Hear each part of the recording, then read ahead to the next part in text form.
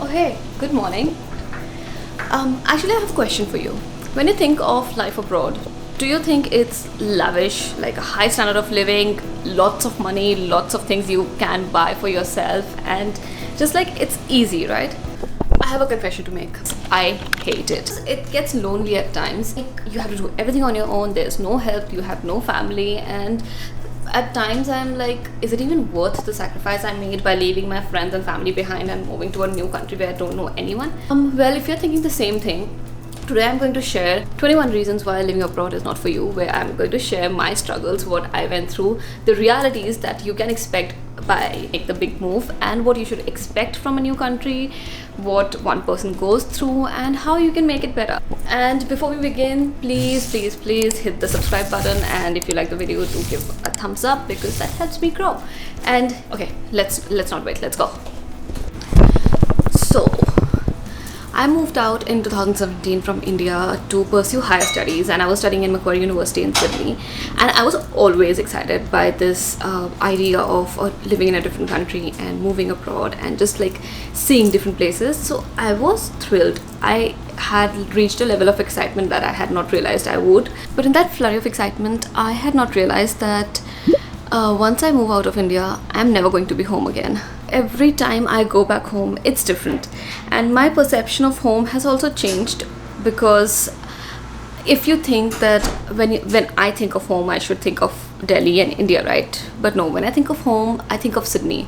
So there's this constant attachment detachment going on when you are living abroad, and it's very hard to specify what is home for you.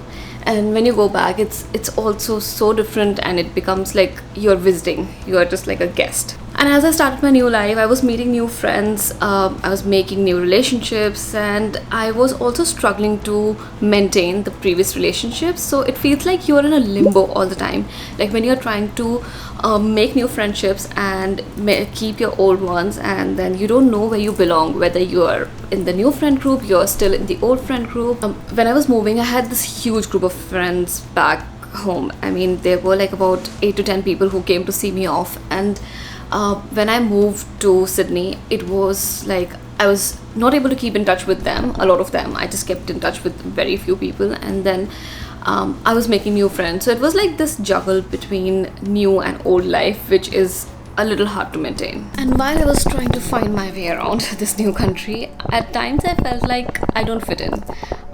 I was uncomfortable at a lot of situations, and I also felt stupid at times because I did not understand a lot of things because they were new for me. So it's very much possible that you will feel uncomfortable, out of place, and just dumb for no reason. But don't worry, you're not alone. And the most helpless thing that I was feeling is that I was drifting away from old relationships. As I was making new friends, I was giving that thing more time, and it was very hard to like stay in touch with people back home. I mean, that time I was seeing someone, I was in a long-term relationship, but I moved out, and it was so hard to maintain that long-distance relationship that I had to break up because I could not keep up with calling every day, making conversations, and trying to explain things that I am not used to explaining. So it was very hard to keep that relationship. So ultimately I had to break up, and I also had to let go a lot of friendships back home. Like currently I am just friends with 2 people who have been with me since 2013, since 10 years. So apart from that, I could not keep in touch with people, even in terms of family. I was only in touch with my like closest family, which is my mom, dad, and brother.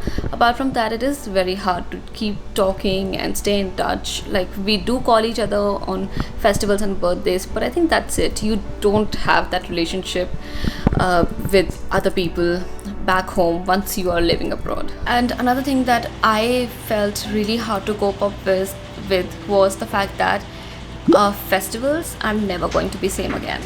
I remember my first Durga Puja. I'm a Bengali, so that is like my biggest festival, Durga Puja, where we meet family, friends, we go out and meet different people, eat different things, and just those 5 days of celebrations are amazing, like the best time of the year. So my first year back in Sydney, I remember Durga Puja was happening in Delhi, and I called up my friend. I literally broke down because I was like, I miss this apart so much, and doesn't matter how much hard you try to celebrate these things here, or like meet people and go to these different festivals like in other countries. It is not going to be the same, because it's not the festival, it's the family and the people you are with. And things changed with my family as well. I mean, I became a guest in my own home, and this is inevitable.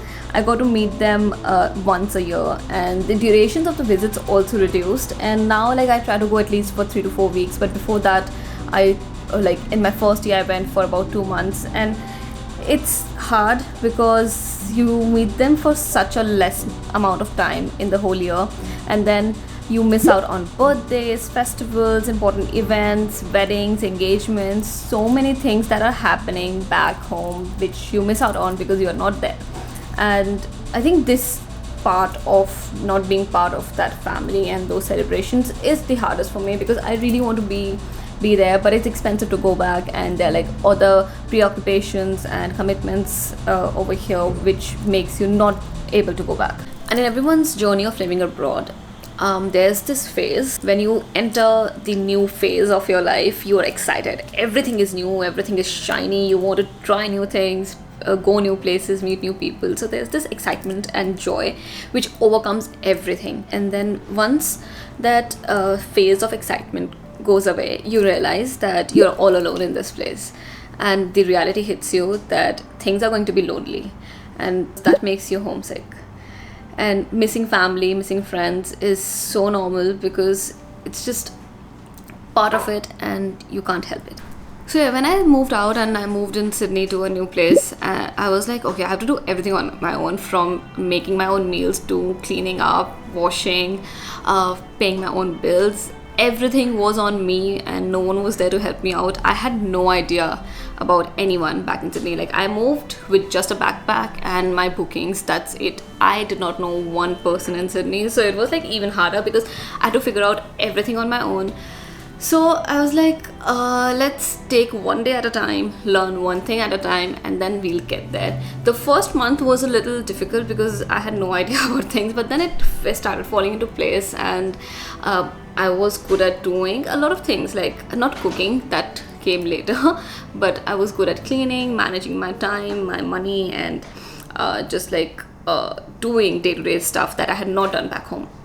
And I also learned how to make IKEA furniture. Yes, I can make all of that now. So you have to do all of these things on your own. There's no help, and you can get help, but it's expensive. So like, either you pay a lot of money or you sacrifice your time to do all these things. It is just something that I had not I had expected, but I had not understood the extent of things I had to do on my own.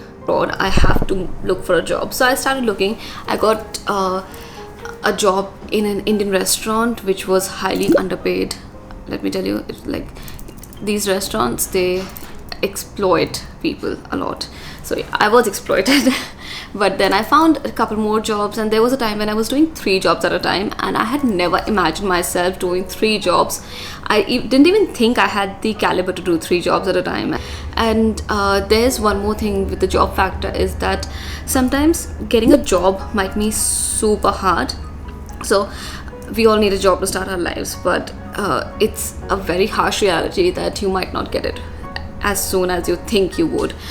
When I moved, I was looking for jobs. I was applying online. Then someone told me that you should print out resumes and hand it over in stores and stuff. So that's what I did. I had printed out about 100 resumes, very simple stuff. I just went to from store to store and handed them over. And one of them hired me, which was Witchery. I worked there for about like 4 years. Amazing workplace, amazing pay. So that's like the stuff that you should know, that you might need to do odd jobs from time to time. You might need to work odd hours, or you might also get like very weird stuff that you will have to do, but it's fine because you learn a lot of things from these different kinds of jobs. And as someone who has moved twice, I had to start from scratch every single time. I mean, I had to unlearn a lot of things that I had learned back in the previous country. I thought that I will start from the same place, but then I realized no, that you have to go back to ground zero and build yourself back up. you have to start with no friends, no jobs, no social security or financial security, and then you have to like build yourself up again every time you move. And it's like you'll be a nobody and you'll have to work hard to become somebody. Oh, and another super interesting thing. Okay, in my student life, and this happens with everyone I know, okay, I was so financially irresponsible. I did not know how to manage money. Okay, so I was living paycheck to paycheck, and it was mostly that I was broke. Most of the time before the next pay arrived, I only had like $5 or $10 in my account, and that went on for a long time until I thought, okay, I should be responsible and I should start saving. But yeah, this is something very common, that you might be living paycheck to paycheck until you understand what are your priorities, where you're spending more, and what should you do with the money you're getting. But yeah, it was fun. But apart from all these things, I had also started to doubt myself, because I was always someone who was a good student, like academically sound. And when I came to Australia and I started studying in that new pattern, I was barely passing. And I had started to doubt myself that am I good enough? And why don't I understand stuff when I was a good student back home? But it's important to understand that study patterns are different, and if you are good in one place, it does not mean that you're good in another place. It took me a while to understand that. But yeah, there will be times when you'll doubt yourself. I surely did. On top of studies, there was one more thing that was keeping me confused, was understanding new laws, bureaucracy, and ways.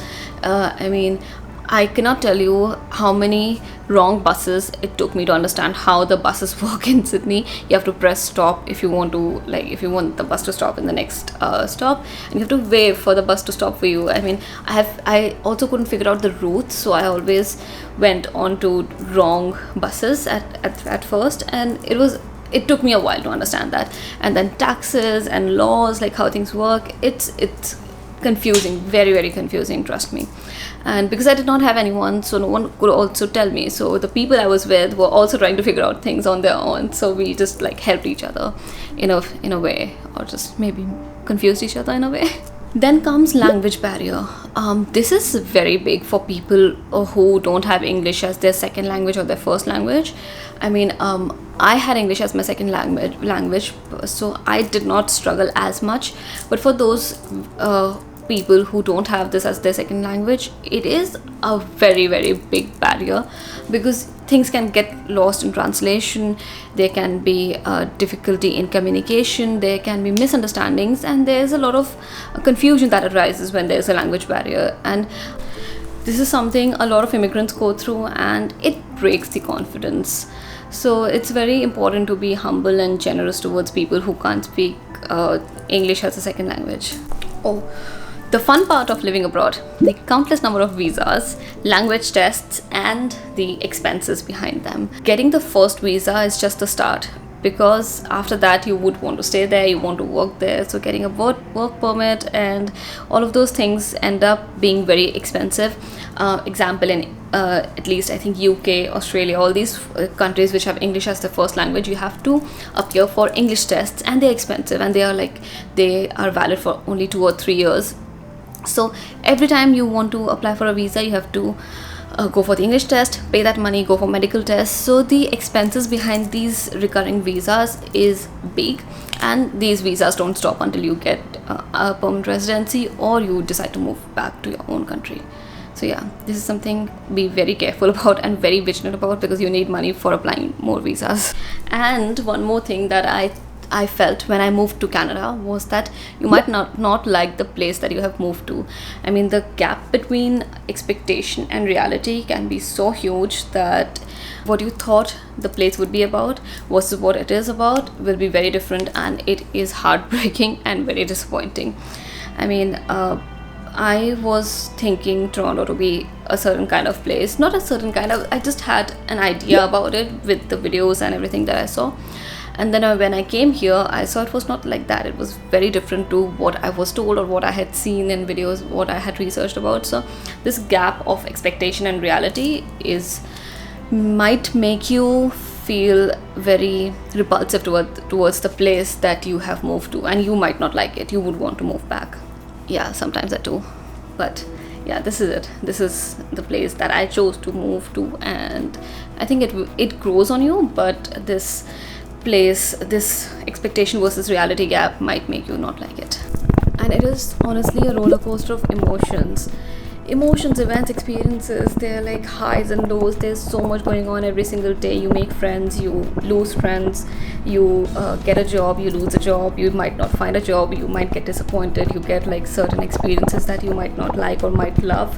So it's a very overwhelming experience, and you might not have the same kind of day every single day. So things are just like very different, and you might be feeling happy today, you might feel very sad tomorrow, because it's just how it is. It's a roller coaster ride, right? And while I was trying my best to fit to this new life, learn new culture, learn new ways and everything, it was hard to be comfortable, and sometimes I felt out of place, I felt uncomfortable, I felt like I don't fit in this place, or I also felt dumb at times for like not understanding a few things. But it's, I think, part of this journey where you learn every day and you get to improve yourself every day. And the saddest part of living abroad, I kept this for the last, is that parents are getting old, and you might not be there at times when they need you the most, and they won't even say it. It is just, it's hard. I speak to my family these days, my mom and my dad, and I can sense that they are getting old, they are feeling tired, and they are not able to be as active as they used to be before. And it's very sad to understand this, but also I can't leave this life, because I don't think I will be able to go back and adjust there. I might get them here, but it's just this realization that hits you that your parents are getting old, and you might not be able to fly back at times when they need you. This is, I think, the hardest part of living abroad. So now you know the reality of living abroad and what it is like. It surely is not dreamy and as amazing as it looks from far. It is difficult and it is crazy. It's not easy at all. But do I regret it? Absolutely not. Once I moved out of my home, I got to learn so much. I understood empathy. I got compassionate about people, about things. I understand situations. I can see things from different perspectives, and just like be generous and humble and kind to people, and just be a good human being. That's what living abroad makes you understand. You change, you become a different person, and I think it's very much worthwhile and very much worth the sacrifices I made or anyone else is making. After all these years, I have realized that leaving your comfort zone is very important. If I had not done those odd jobs, I would have not learned people management, time management, customer service. These soft skills are very, very important for your life, and it does not make you lesser than someone who is working in a corporate white collar job. So if you're thinking of moving abroad, I say do it. Do it scared, do it excited, do it nervous, do it unsure, but do it. You will not regret. On one hand, you leave your family and friends, but on another hand, you meet friends who become your family eventually, and then you share these small and big moments with them, which is so special, and it cannot be compared to the things that you would share with your family. But these kind of friends, they are the family you choose for yourself, and I am lucky enough to have got such kind of people in my life who give me so much importance. They celebrate my accomplishments. They are as happy as I am when I achieve something, and this is like these certain little things that make the sacrifices worthwhile. You'll know your priorities and what you want in life. If you have already moved out, then I salute you for your courage and bravery, because it takes a lot of guts to move out of your home country and do things on your own for yourself, because it's not easy. I cannot stress it enough, but it's not easy. But that feeling of accomplishment that you get by doing these small things, like scoring the first job, getting a new car, fixing your own light bulb, or making your first IKEA furniture, it makes you happy. But remember, once you move abroad, it's hard to go back. I agree, not everyone likes it, or it might just not be a cup of tea due to various reasons. But that does not make you any less or more different than me. Everyone has their story and struggles, and this is mine. It's my life abroad, and it's hard, it sucks some days, but would I trade it for anything else? No, not at all.